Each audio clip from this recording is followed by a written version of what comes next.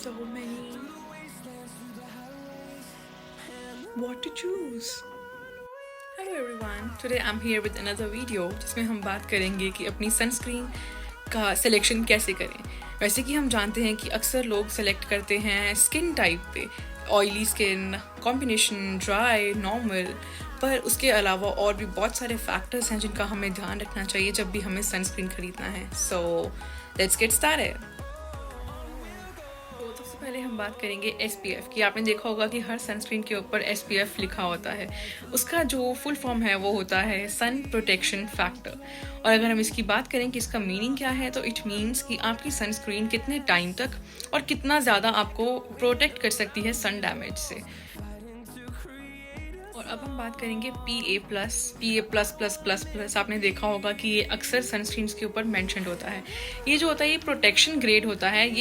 इससे हमें ये पता चलता है कि एक सनस्क्रीन हमारी स्किन को किस तरह से बचा सकता है, कितनी उसकी एबिलिटी है कि वो यूवी रेज को ब्लॉक कर सकता है ताकि वो हमारी स्किन तक ना पहुंचे और उन्हें डैमेज ना करें। ऊपर जो SPF है वो प्रोटेक्ट करता है UVB टाइप रेज से, और जो PA+ ग्रेडिंग होती है वो बताती है कि आपका सनस्क्रीन कितना इफेक्टिवली आपको बचाता है UVA टाइप रेज से। तो अब हम डिस्कस करेंगे कि कितने टाइप्स की UV रेज होती हैं जो आपकी स्किन को हार्म करती हैं। बेसिकली जो UV रेज होती हैं वो 3 टाइप्स की होती हैं, UVA, B एंड C।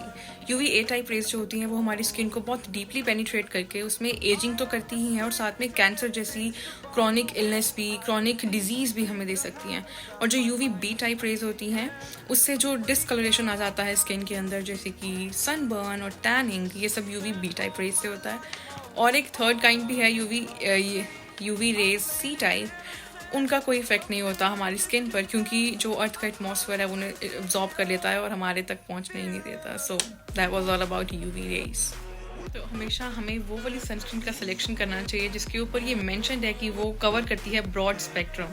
यानी कि ब्रॉड स्पेक्ट्रम का मतलब होता है कि UVA एंड UVB दोनों टाइप की रेज से हमें प्रोटेक्ट करती हैं, क्योंकि SPF प्रोटेक्ट करता है हमें सिर्फ UVB टाइप से और PA+ करता है UVA type, and broad spectrum जो है वो इन दोनों को कंबाइन कर लेता है।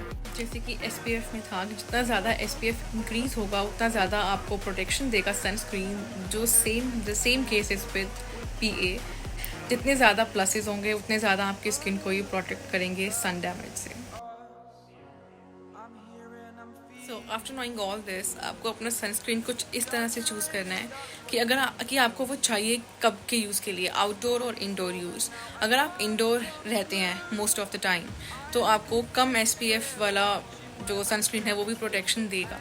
और अगर पर आप आउटडोर एक्टिविटीज़ ज़्यादा करते हैं या आउटडोर रहते हैं तो आपको ज़्यादा SPF और ज़्यादा प्लसेस यानी PA+++ या फिर PA++++ वो वाले सनस्क्रीन्स आपके लिए हेल्पफुल होंगे। और जो सेकंड फैक्टर है वो है ज्योग्राफी, कि किस लोकेशन पर आप रह रहे हैं। अगर आप ऐसी कंट्री में रहते हैं जो इक्वेटर के पास है तो आपको ज़्यादा SPF वाली सनस्क्रीन्स की नीड होगी, जबकि अगर आप थोड़ी इक्वेटर से दूर जो कंट्रीज़ हैं जहाँ पर धूप कम होता है, सन एक्सपोजर कम है, उन कंट्रीज़ में अगर आप रहते हैं तो आपको कम SPF वाली सनस्क्रीन जो है वो भी अच्छे रिजल्ट्स देगी। और आप अपनी सनस्क्रीन को कितनी बार रीअप्लाई करते हैं ये भी एक बहुत बड़ा फैक्टर है जो ये डिटरमाइन करता है कि आपको सन डैमेज से कितना प्रोटेक्ट कर पाएगी आपकी सनस्क्रीन। अगर आप 30 SPF लेते हैं और उसे सिर्फ दिन में एक ही बार अप्लाई करते हैं और आप पूरा दिन आउटडोर हैं, और दूसरे केस में आप SPF 15 यूज़ करते हो पर उसको आप एवरी 2 और 4 आवर्स जब रीअप्लाई कर रहे हो और आप आउटडोर हो, तो आपको SPF 15 जो है वो बेटर रिजल्ट्स देगी एज़ कम्पेयर टू SPF 30।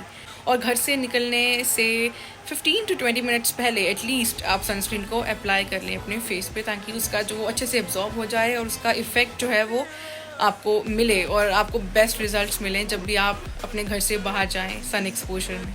जिस तरह से हमने ये डिस्कस किया कि SPF किस तरह से आप चूज़ करें, सेम तरह से PA+ भी वर्क करता है।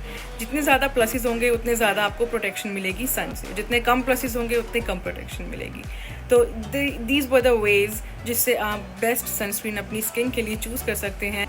सो I think it was all about it. I'll see you super soon in my next video. If you liked it, kindly share and subscribe. Thank you so much. Bye bye.